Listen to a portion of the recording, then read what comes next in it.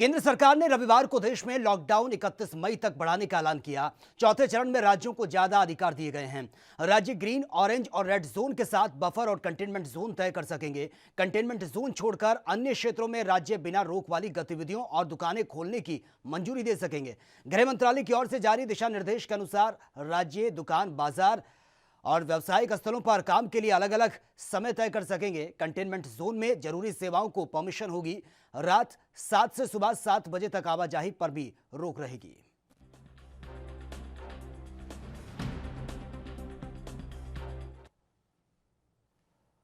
और वहीं केंद्र सरकार ने लॉकडाउन 4 के लिए दिशा निर्देश जारी कर दिए हैं। दिल्ली में सार्वजनिक परिवहन सेवाएं 31 मई तक बंद रहेंगी, जबकि बाजार खुलने पर अंतिम फैसला राज्य सरकारों को ही करना पड़ेगा। दिल्ली में व्यावसायिक गतिविधियों को खोलने के लिए दिल्ली सरकार आज ऐलान करेगी। दिल्ली सरकार कंटेनमेंट जोन को छोड़कर, आपको बता दें, दिल्ली के बाकी इलाकों में बाजार, दुकान खोलने के पक्ष में है। बाजारों को खोलने के लिए ऑड इवन जैसे नियमों का सहारा भी लिया जा सकता है। जानकारी के मुताबिक दिल्ली सरकार कंटेनमेंट जोन के बाहर दुकानें खोलने की परमिशन देगी। दुकानों पर एक समय पर 5 से अधिक लोग एक साथ इकट्ठा नहीं हो सकेंगे। दिल्ली में मॉल खोलने के लिए भी सरकार ने योजना तैयार कर दी है।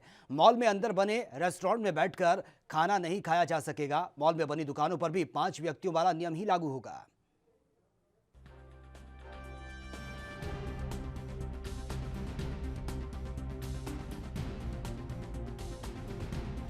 तो दिल्ली में बस मेट्रो सेवा 31 मई तक पूरी तरह से बंद है और आज कई फैसले लिए जा सकते हैं। दिल्ली सरकार आज लॉकडाउन 4 को लेकर कई फैसले ले सकती है। किन किन चीज़ों में रियायतें दी जाएंगी, किन किन चीज़ों में रियायतें बिल्कुल भी नहीं दी जाएंगी। हालांकि दिल्ली वालों के लिए परेशानी अभी कम नहीं हुई है। लॉकडाउन 4 की शुरुआत भले ही हो चुकी है, लेकिन जिस तरह से रियायतें दी गई है उसमें बहुत कड़े नियम भी बनाए गए हैं। यानी कि अगर आप मॉल्स में जाते हैं तो 5 लोग एक साथ इकट्ठा नजर नहीं आएंगे। सोशल डिस्टेंसिंग का पूरा ख्याल रखा जाएगा।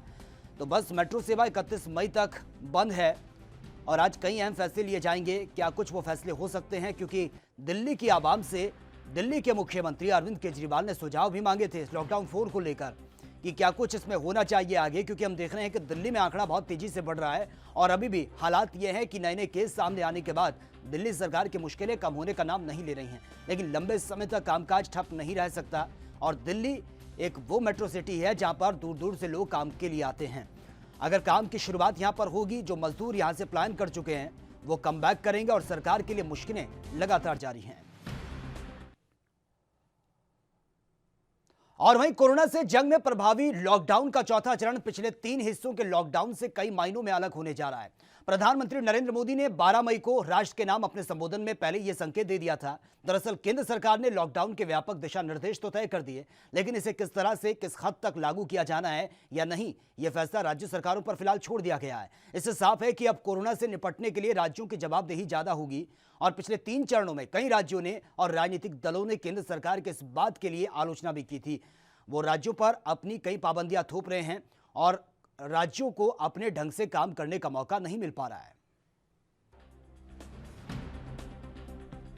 और ज्यादा जानकारी के साथ संवाददाता मुरारी सिंह इस वक्त फोन लाइन पर है। मुरारी, लॉकडाउन 4 की शुरुआत आज से हो चुकी है। फिलहाल सबसे पहले आपसे जानना चाहूंगा, सड़कों पर किस तरीके की तस्वीरें नजर आ रही हैं? लोगों की तरफ से क्या कुछ रिस्पॉन्स मिल रहा है? देखिए, अगर लॉकडाउन 4 की बात करें तो मुंबई में कुछ खास इसका असर नहीं देखने के लिए मिलेगा, क्योंकि यहाँ रेड जोन है पूरा इलाका और स्थिति यहाँ पर खराब है। लेकिन जैसे ही मुंबई से बाहर की बात करें तो वहाँ पर थोड़ी सी राहत की सांस जरूर मिली है, क्योंकि इसमें काफी वरीयता दी गई है। रोडों पर लोग अपने काम से या दूध की दुकान खोलनी है उनको, या फिर होटल रेस्टोरेंट में उनको साफ सफाई के लिए या उसे चालू करने की जो प्रक्रिया है उसे पूरा करने के लिए लोग घरों से निकल रहे हैं। लॉकडाउन 4 में लोगों को काफी उम्मीद थी और खास करके ट्रेन सेवा के ऊपर सबकी निगाहें टिकी हुई थी कि क्या मुंबई की लोकल धड़कन या फिर एक्सप्रेस ट्रेनें चल पाएंगी। तो हालांकि केंद्र सरकार ने जिस तरीके से लॉकडाउन 4 की गाइडलाइनों को जारी करते हुए सारी जवाबदारी राज्य सरकार को दी है कि वो अपने इलाके में अपने राज्य में लॉकडाउन को लागू करे, उनके नियमों को उस तरीके से पालन करे। देखना ही होगा कि महाराष्ट्र इसमें किस तरीके की भूमिका निभाती है, क्योंकि पिछले लेकिन मुरारी सिंह, अब लगता है आपको कि तस्वीर अब बदल सकती है महाराष्ट्र की? क्योंकि इससे पहले लगातार ये कंप्लेन सामने आ रही थी कि जो सेंट्रल गवर्नमेंट है वो जबरदस्ती कर रही है, अधिकार छीन रही है। यानी कि जो स्टेट गवर्नमेंट है वो शुरू से ये कह रही है कि सारी जिम्मेदारियां हमको थोप दीजिए, हमें पता है कि हमारे राज्य में स्थिति क्या है, हम अपने तरीके से उसको कंट्रोल करेंगे। अब क्या लगता है आपको, अब तो ये जवाबदेही राज्य सरकारों की होगी। अब लग रहा है आपको महाराष्ट्र की तस्वीर कुछ बदली बदली नजर आएगी आने वाले वक्त में? देखिए, ये तो कह पाना काफी मुश्किल होगा, क्योंकि पिछले दिनों में अगर आंकड़ों की बात करें तो लगातार यहाँ पर कोरोना मरीजों की संख्या बढ़ी है, चाहे वो स्लम इलाका हो, चाहे हाई प्रोफाइल सोसाइटी हो, चाहे बृहद मुंबई महानगर पालिका हो, या फिर मुंबई पुलिस के कर्मचारी हो। ये सारे लोग कोरोना से छूटे नहीं रहे हैं और भारी भयंकर मुसीबत से जो है कि जूझ रहे हैं। ऐसे में सरकार हर संभव प्रयत्न जरूर करेगी। महाराष्ट्र सरकार की वो इस पूरे स्थिति से निपटने के लिए वो लेकिन मुरारी सिंह, अगर हम महाराष्ट्र की बात करें, क्योंकि महाराष्ट्र एक नंबर 1 पर इस वक्त चल रहा है, बहुत तेजी से नए नए केस यहां पर सामने आ रहे हैं। शुरुआत से लेकर अब तक हम देखें, आप कह रहे हैं कि राज्य सरकार पूरी तरह से कोशिश कर रही है, पुलिस प्रशासन मुस्तैद है, लेकिन फिर भी लॉकडाउन का उल्लंघन होता है, सोशल डिस्टेंसिंग की धज्जियां उड़ती हैं। अब कैसे हम मान लें कि वक्त रहते इसको कंट्रोल किया जा सकता है, क्योंकि महाराष्ट्र में स्थितियां सबसे ज्यादा बेपटरी नजर आ रही हैं। अब आपको लगता है कि ऐसे कौन से कदम हैं जो अब महाराष्ट्र सरकार को उठाने चाहिए, क्योंकि लोग मनमानी पर उतारू हैं और लंबे समय तक पूरा महाराष्ट्र अगर बंद रहा तो लोगों के लिए संकट खड़ा हो जाएगा? जी बिल्कुल सही करना है।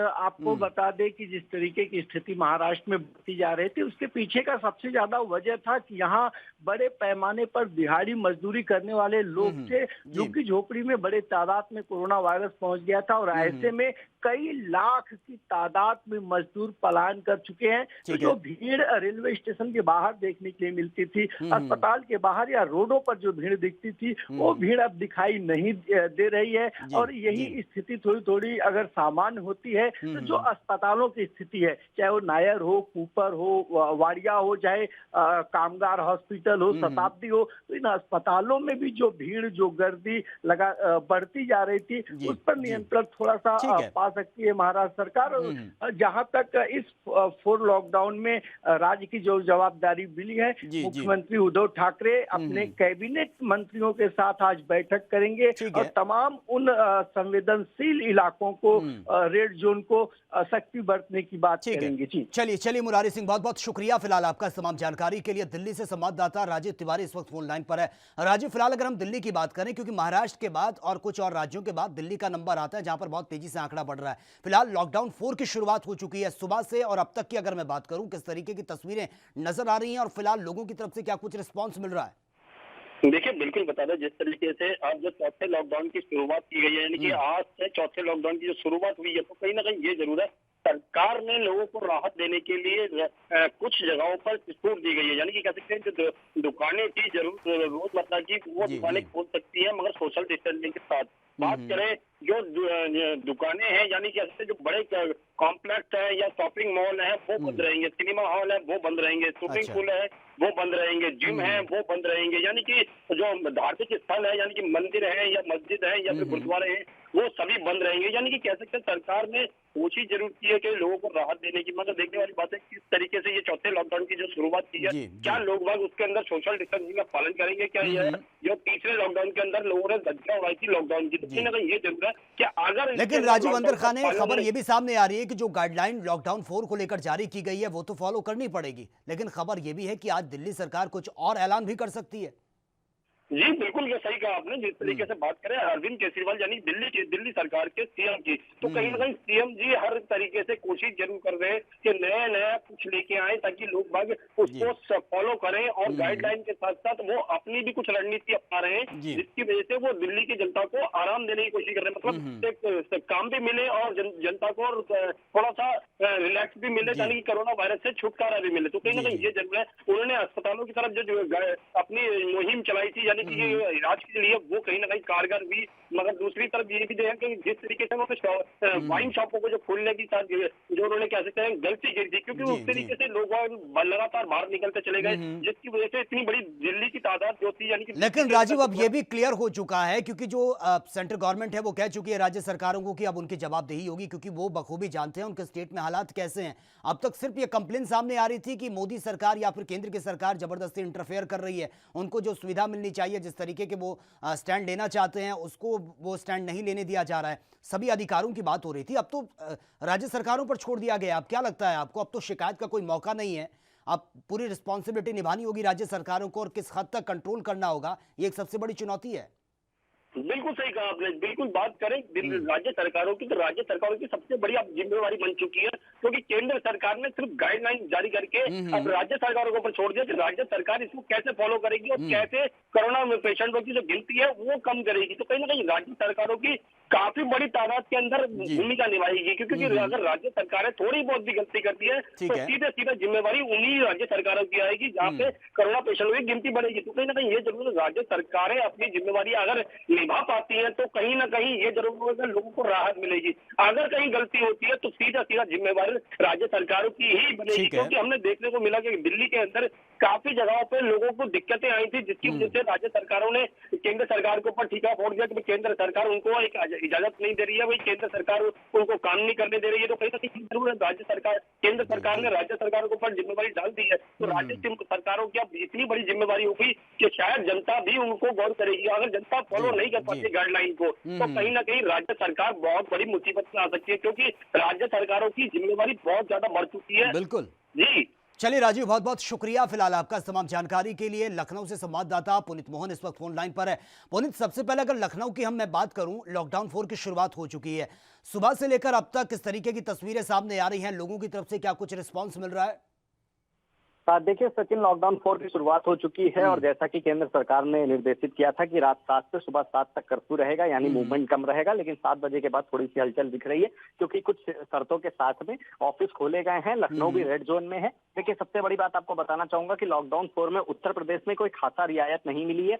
सीधे तौर पर डिपेंडेंसी राज्यों के ऊपर छोड़ी गई है और राज्य अपने हिसाब से पूरी गाइडलाइन को फॉलो अप कराएंगे लोगों से। और कहीं ना कहीं उत्तर प्रदेश जो है, जहां पर केसेस लगातार बढ़ रहे हैं, यहाँ पर रेड, ग्रीन, ऑरेंज जोन है। जैसी सुविधाएं पहले थी वैसे ही यहाँ पर चालू रहेंगी। रेड जोन में 33% स्टाफ के साथ ऑफिस खुलेंगे, लेकिन शर्तें होंगी। परिवहन को लेकर के कोई भी अनाउंस नहीं हुआ है, कोई भी। लेकिन पुनीत, जिस तरह से लॉकडाउन 4 को लेकर जो गाइडलाइन जारी हुई है, सभी राज्यों को वो फॉलो करनी होगी। लेकिन अगर हम उत्तर प्रदेश की बात करें, क्योंकि खबरें जिस तरह से सामने आ रही कि आज दिल्ली सरकार कुछ ऐलान कर सकती है, क्या उत्तर प्रदेश में भी आज कुछ ऐलान हो सकते हैं लॉकडाउन 4 को लेकर?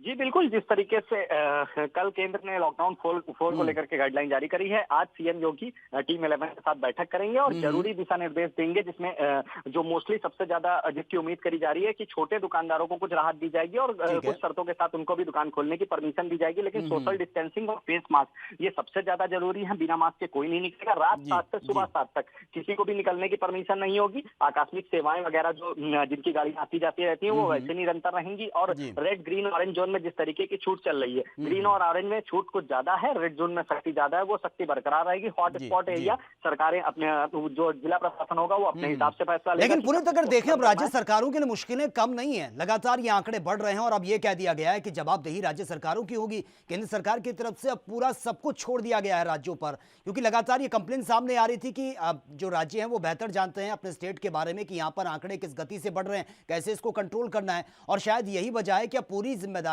राज्य सरकारों पर छोड़ दी है और अगर ये कंट्रोल नहीं हुआ तो जवाब देना होगा राज्य सरकारों को कि कहां लापरवाही बरती गई है और क्यों लापरवाही बरती गई है। जी बिल्कुल सचिन, आप जिस तरीके से राज्य के ऊपर सब कुछ निर्भर है, उत्तर प्रदेश जैसा बड़ा राज्य है और अगर एक जरा सी भी गलती हुई तो रेड जोन, जो ग्रीन और ऑरेंज जोन है, उनको भी रेड जोन कन्वर्ट होने में ज्यादा समय नहीं लगेगा, क्योंकि जिस तरीके से श्रमिक लाए जा रहे हैं और एक खासा बात निकल करके सामने आ रही है कि वो पैरासीटामोल और क्रोसिन की दवाइयां खा करके थर्मल चेकिंग कराते हैं ताकि उनको उनके घर जाना पड़े। अगर ऐसे में जिला निगरानी समिति, गाँव निगरानी समिति और शहर निगरानी समिति की नजरों से बच जाते हैं और मूवमेंट करते हैं अपने गाँव में या अपने मोहल्ले में कहीं इधर उधर, और केसेस की संख्या जो होगी वो काफी मात्रा में बढ़ जाएगी। सख्ती से पालन कराना होगा, कहीं ना कहीं प्रशासन को अब सख्त होना होगा। एक मोटरसाइकिल पे जो 2 लोगों की रोजाना तस्वीरें आ रही हैं उसको बंद कराना होगा, फेस मास्क लगवाना ही होगा और सोशल डिस्टेंसिंग मार्केट में फॉलो अप कराना ही होगा। मंडियों में हम देखते हैं छूट मिल जाती है लोगों को, ये छूट काफी भारी पड़ेगी, इस छूट का नतीजा काफी गलत निकलेगा। ऐसे में अब जब सब कुछ राज्य के ऊपर निर्भर है और राज्य अपने राज्य के नागरिकों को बेहतर तरीके से जानता है तो कहीं ना कहीं प्रशासन सख्त होकर के इसे अच्छे से फॉलो करवा सकता है। जी ठीक है, चलिए पुनीत, बहुत बहुत शुक्रिया फिलहाल आपका तमाम जानकारी के लिए। राजस्थान से संवाददाता संदीप अग्रवाल इस वक्त फोन लाइन पर है। संदीप, सबसे पहले राजस्थान के बारे में मैं जानना चाहूंगा कि सुबह से लेकर अब तक हम देखें तो किस तरीके की तस्वीरें नजर आ रही है, क्योंकि लॉकडाउन 4 की शुरुआत हो चुकी है, आज पहला दिन है। बिल्कुल सचिन, जिस प्रकार से लॉकडाउन 4 की शुरुआत की गई है सरकार द्वारा और बड़े निर्णय हैं वो राज्य सरकारों पे छोड़ रहे हैं, क्योंकि अपने स्तर पे, लोकल स्तर पे ही राज्य सरकारें बड़े निर्णय लें। ऐसे में अगर जयपुर की बात करें या पूरे प्रदेश की बात करें, राजस्थान प्रदेश की बात करें, तो लोग अवेयर हैं और लॉकडाउन 4 का पालन बखूबी कर रहे हैं। जानबूझ के जो पहले लॉकडाउन 3 में जो रियायतें दी गई थी उनका मजाक माहौल बनाया गया था, मजाक बनाया गया था, वैसा नहीं कर रहे हैं।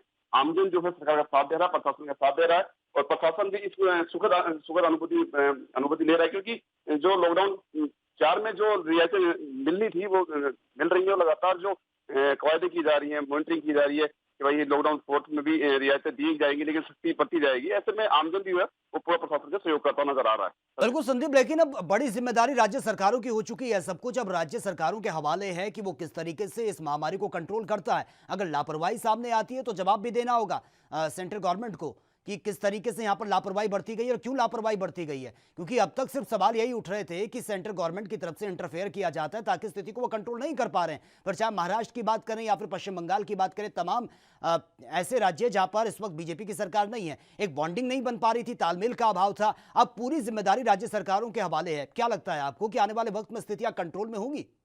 बिल्कुल सचिन, ये कहना गलत नहीं हुआ, क्योंकि राज्य सरकारों को जो आपसी तालमेल को लेकर जो सेंट्रल गवर्नमेंट गाइडलाइन जारी करी कि आपसे तालमेल से ही सरकारें अन्य फैसले लेवे। और जैसे बात करें परिवहन विभाग की या फिर आवागमन की, ट्रांसपोर्टेशन की बात करें, तो आवागमन में भी कुछ राज्य सरकारें आपसे तालमेल बैठाने में सफल हुई है, तो कहीं ना आपसे तालमेल नहीं बैठ पा रहा। क्योंकि अगर बात करें बिहार और राजस्थान की बात करें, तो बिहार राजस्थान में लगातार कटुता बनी हुई है। यूपी सरकार है जो राजस्थान से प्रवासी मजदूर गए थे यहाँ से, और राजस्थान सरकार ने उनको वाया बस भेजा था, उनको भी बॉर्डर पर रोक दिया गया था, क्योंकि यूपी सरकार ने उनको एंट्री दी। ऐसे में डिप्टी सीएम सचिन पायलट ने भी लगातार कोशिश की थी और कवायद की थी, और डिप्टी सीएम ने ट्विटर के माध्यम से योगी आदित्यनाथ को साफ साफ निर्देश दिए थे, या फिर कहें कि आग्रह किया कैसे इनको अंदर किया जाए, और ये मानवीय चेहरा सामने नहीं आया है सचिन।